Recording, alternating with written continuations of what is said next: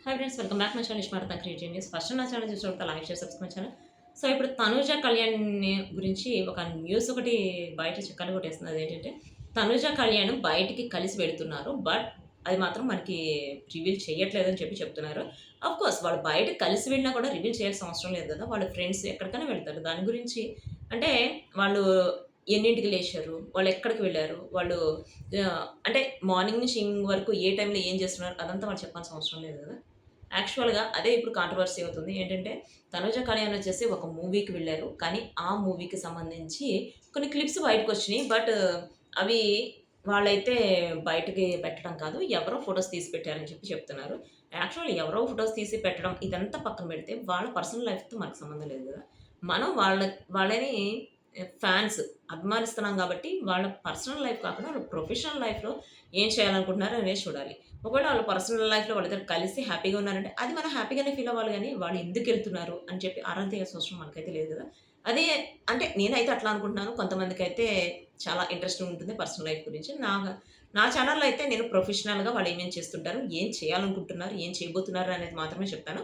Plus నేను ఒకటే చెప్తాను, నెగటివిటీ అయితే స్ప్రెడ్ చేయొద్దు. ఆల్వేస్ పాజిటివ్ ఉంటేనే మనం ఎప్పుడైనా పాజిటివ్‌గా ఉండగలం. అది ఛానెల్‌లో అయినా పాజిటివ్‌గానే చెప్పాలి. నాకు కొంతమంది మెసేజ్ పెట్టారు. జాతిరత్నాల్లో వాళ్ళిద్దరు చేసే హంగామా గురించి, వాళ్ళిద్దరు ఎట్లా బిహేవ్ చేస్తున్నారో వాటి గురించి మాత్రమే చెప్తున్నాను. అంటే నా ఛానెల్‌లో నచ్చిన వాళ్ళకైతే నా ఛానెల్ నచ్చుతుంది, చూడొచ్చు.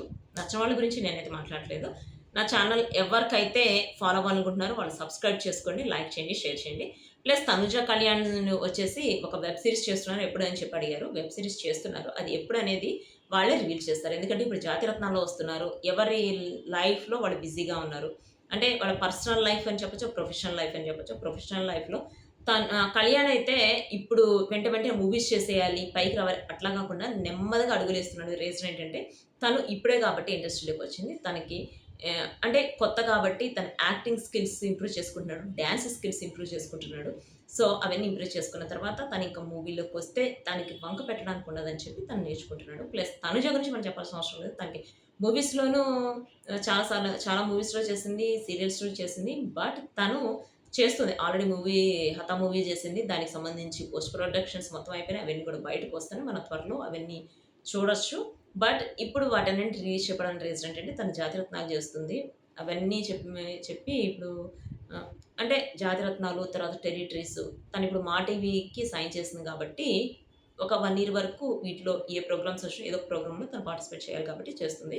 సో, తర్వాతొచ్చేసి తనింకా మూవీస్‌లోనే చేద్దామనుకుంటుంది. వెబ్ సీరీస్ మాత్రమే చేయాలనుకుంటుంది. సీరియల్స్ అయితే ప్రెజెంట్ చేయాలని చెప్పి అనుకోవట్లేదు.